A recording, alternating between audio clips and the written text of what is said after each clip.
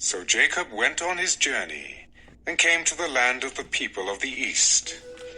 And he looked and saw a well in the field, and behold, there were 3 flocks of sheep lying by it, for out of that well they watered the flocks. A large stone was on the well's mouth. Now all the flocks would be gathered there, and they would roll the stone from the well's mouth, water the sheep, and put the stone back in its place on the well's mouth. And Jacob said to them, "My brethren, where are you from?" "We are from Haran." "Do you know Laban, the son of Nahor?" "We know him." "Is he well?" "He is well. And look, his daughter Rachel is coming with the sheep." "Look, it is still high day. It is not time for the cattle to be gathered together. Water the sheep and go and feed them." "We cannot until all the flocks are gathered together, and they have rolled the stone from the well's mouth. Then we water the sheep." Now while he was still speaking with them, Rachel came with her father's sheep, for she was a shepherdess. And it came to pass, when Jacob saw Rachel, the daughter of Laban, his mother's brother, and the sheep of Laban, his mother's brother, that Jacob went near and rolled the stone from the well's mouth, and watered the flock of Laban, his mother's brother.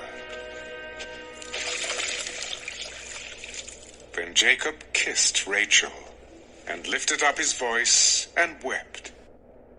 And Jacob told Rachel that he was her father's relative, and that he was Rebekah's son. So she ran and told her father. Then it came to pass, when Laban heard the report about Jacob, his sister's son, that he ran to meet him, and embraced him and kissed him, and brought him to his house. So he told Laban all these things. And Laban said to him, "Surely you are my bone and my flesh." And he stayed with him for a month. Then Laban said to Jacob, "Because you are my relative, should you therefore serve me for nothing? Tell me, what should your wages be?" Now Laban had 2 daughters. The name of the elder was Leah, and the name of the younger was Rachel. Leah's eyes were delicate, but Rachel was beautiful of form and appearance. Now Jacob loved Rachel, so he said, "I will serve you 7 years for Rachel, your younger daughter." It is better that I give her to you than that I should give her to another man. Stay with me." So Jacob served 7 years for Rachel, and they seemed only a few days to him because of the love he had for her. Then Jacob said to Laban, "Give me my wife, for my days are fulfilled, that I may go into her." And Laban gathered together all the men of the place and made a feast.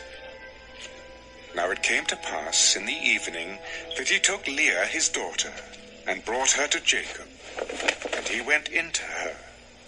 And Laban gave his maid Zilpah to his daughter Leah as a maid. So it came to pass in the morning that, behold, it was Leah. And he said to Laban, "What is this you have done to me? Was it not for Rachel that I served you? Why then have you deceived me?"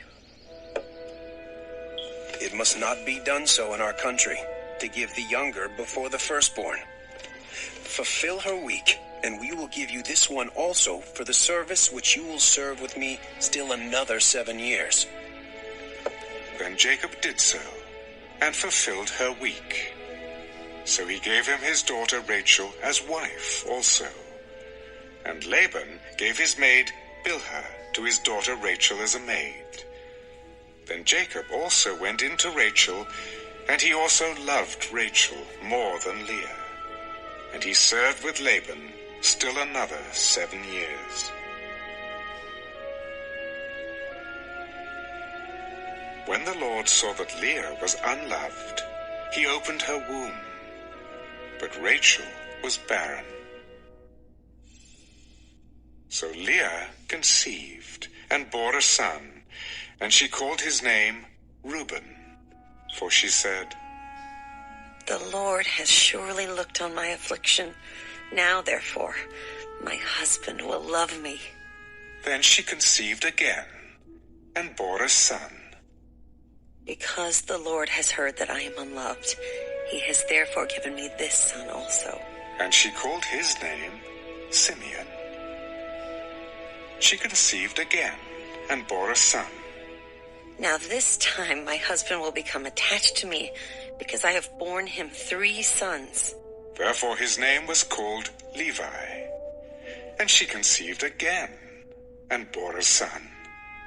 Now I will praise the Lord. Therefore she called his name Judah. Then she stopped bearing.